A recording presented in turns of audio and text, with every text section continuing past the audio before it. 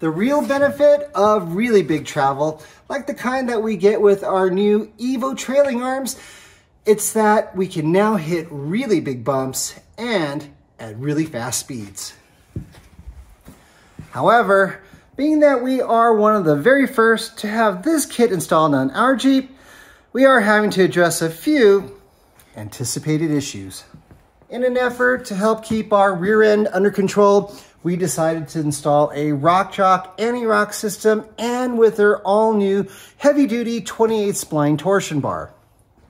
Unfortunately, even with the longest links they provide, 15.5 inches, we're finding that they're still just a bit short, or at least at a full droop.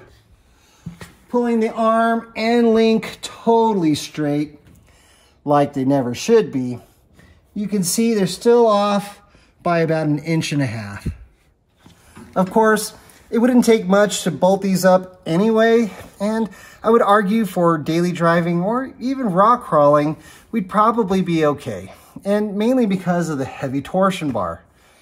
But at a full droop, like you see here, we do run the risk of hyperextending the links, as in having it fold backwards on its way up and or damaging the system as a whole by treating it like limiting straps and forcing it to take the full weight of the axle as it drops out. Now, there is one other problem that we came across, and it's this.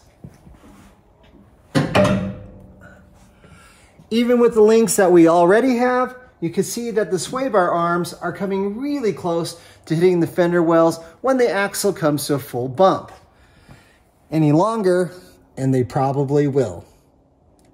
Of course, both of these problems are things that can be solved, but maybe with some compromise. Needless to say, we do have a few things to figure out. Oh, and by the way, I've had more than a few of you ask what this thing is. And the answer is yes, it is a skid plate, but not for the spare tire, but rather a 40-gallon gas tank that EVO makes to go with their trailing arm system.